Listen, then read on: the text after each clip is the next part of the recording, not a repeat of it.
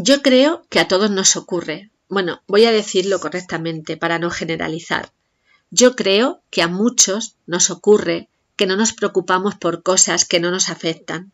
Y esto no quiere decir que no tengamos empatía, sino que solemos sentirnos más involucradas emocionalmente cuando algo nos afecta personalmente o afecta a las personas cercanas a nosotras. Y eso es lo que a mí siempre me ha pasado con el tema de la fibromialgia. Ha sido una palabra que he escuchado de una forma lejana, pero un día comencé a tenerla más cerca porque alguna compañera del trabajo comenzó a sufrirla y entonces supe que es una enfermedad que afecta más a mujeres que a hombres y que te joroba la vida por completo. Hace unos meses conocí a una chica, Encarna, que convive con la fibromialgia desde hace ya años. Ella es una mujer adorable y admirable por muchas razones que constantemente te hacen valorar y reflexionar sobre la vida. Y ella me envió un escrito que escribió y que además fue muy valorado en un certamen de relato breve convocado con motivo del Día Mundial de la Fibromialgia el pasado 12 de mayo. Cuando lo leí, no solo es que me llegara al alma y me moviera las emociones, es que sus letras te hacen sentir que lo estás viviendo en primera persona. Por eso le pedí permiso para poder leerte a ti estas palabras que tanto dicen y emocionan de Encarnación Navarro Jiménez. Ella lo tituló El silencio de mi interior y dice así: Nunca podré olvidar aquel día cuando me diagnosticaron fibromialgia hace 12 años, después de visitar innumerables veces los hospitales, médicos, sin tener respuesta a mi estado de salud. Aquella tarde, cuando el especialista de la unidad del dolor me dijo cuál era el nombre de mi padecimiento, fibromialgia, solo vino a mi mente una pregunta: ¿cómo se cura? Mi cuerpo se estremeció cuando escuché: no tiene cura. Salí de allí, me senté en un banco de aquel parque para asimilar todo aquello, poder encajar cada palabra. En mi mente solo sonaba una: fibromialgia. No sabía cómo pronunciarla, no sabía cómo mencionar aquella enfermedad que no tenía cura y que me iba a acompañar para el resto de mi vida. Tantas preguntas sin respuesta. ¿Cómo iba a vivir así, con dolor continuo, sin respiro? ¿Cómo llegar a casa con este diagnóstico y cómo explicárselo a mi familia, a mi esposo? Una enfermedad que no se ve, que solo la siento yo, en mi carne, en mis articulaciones, en mis noches de insomnio y que me está destrozando la vida. Por eso no quería hacer sufrir a los demás, ya era bastante con lidiar con mi propio sufrimiento. Así que respiré profundo, sequé mis lágrimas y me coloqué un escudo lleno de valor, lleno de coraje, y me dije a mí misma: vale, no tiene cura, pero yo voy a mejorar, no sé cómo, pero lo haré, sin saber lo que me esperaba.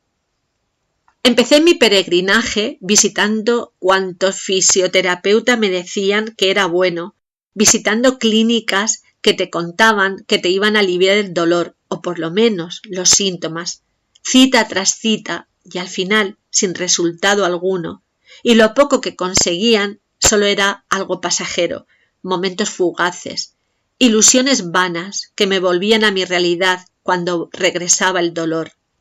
Veía las caras de mis padres y mi esposo, ese gesto, esa mirada que me infundía aliento.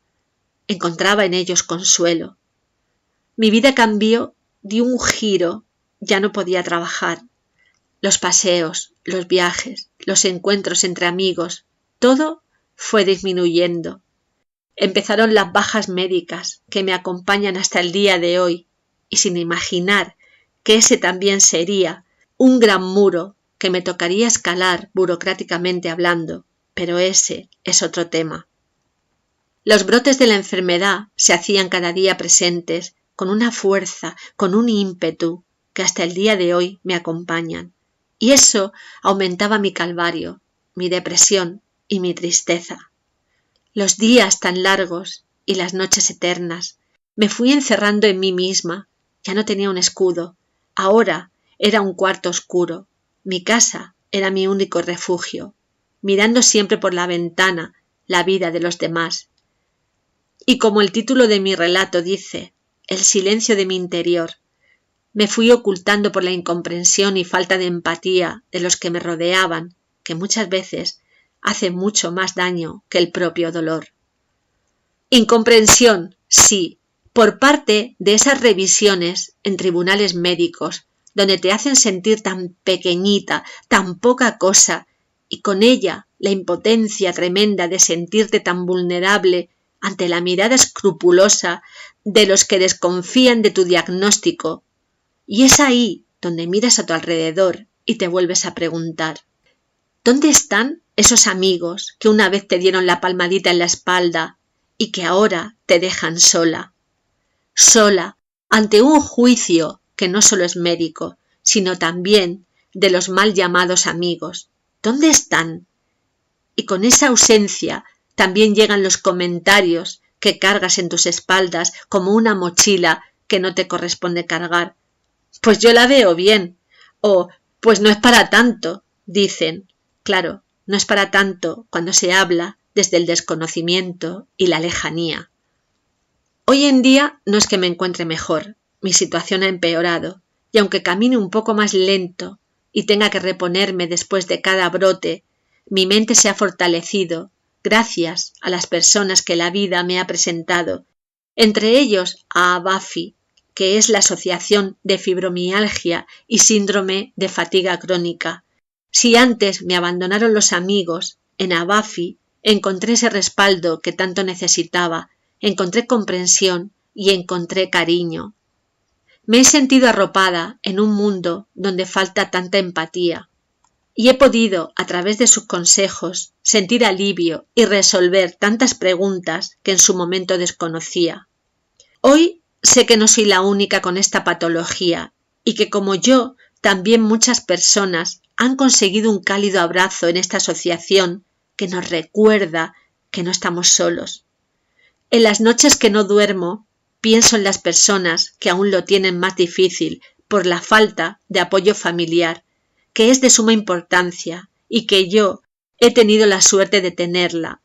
Sin mi familia hubiera sido imposible salir adelante, o por lo menos lo han hecho más llevadero. ¿Cómo explicar lo que siento? Es muy difícil. La fibromialgia es mucho más que dolor. Son tantos síntomas que tendría que presentar más de un escrito y aún así no sería suficiente, sobre todo porque cada uno que la padece es un mundo diferente. Yo solo puedo decir que me robó la vida y desde el silencio de mi interior solo una voz hace eco y es que no te des por vencida, que mientras estés viva, mientras respires y pese a todo pronóstico, dolor y sufrimiento, la vida es bonita y aunque te toque mirar a través de la ventana, el sol también es para nosotros y nunca sabemos cuándo la vida nos guiñará un ojo y nos regalará una caricia que no duela. La verdad es que las palabras de Encarna nos deben servir para hacer un examen de conciencia, para pensar en las veces que nos quejamos por tonterías, las veces que damos nuestra salud por sentado y las veces que fallamos en mostrar verdadera empatía hacia los demás. Escuchar esta historia de lucha nos tiene que recordar lo frágil que puede ser la vida y lo valiosa que es nuestra salud. Nos tiene que hacer darnos cuenta de lo afortunados que somos por poder llevar a cabo nuestras actividades diarias sin grandes obstáculos, algo que muchas veces pasamos por alto, porque es como que creemos que lo tenemos garantizado, que las cosas le pasan a los demás, a nosotros nunca. Por eso nos debemos recordar que aunque no siempre podamos entender completamente el dolor de los demás, aunque hoy nosotros no formemos parte de esa u otra enfermedad, sí es posible que seamos parte de ser más comprensivos, más solidarios y estar más presentes en la vida de las personas que nos necesitan. Y yo a esta actitud sí que la considero una enfermedad social y además de las peores, porque no te robará la vida, pero nos roba la esencia de lo que nos hace humanos.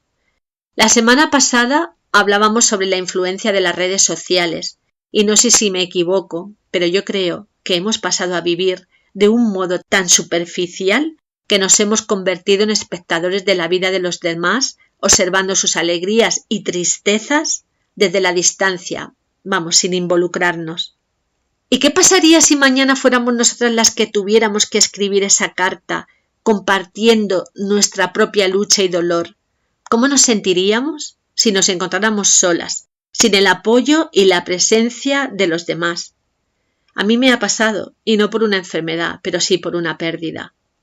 Está claro que una persona sola no puede cambiar una sociedad entera, pero sí podemos cambiar nuestro propio mundo, porque lo que somos lo elegimos, a no ser que nos dejemos llevar por lo que otros nos dicten, y no es mi caso, y espero que tampoco sea el tuyo.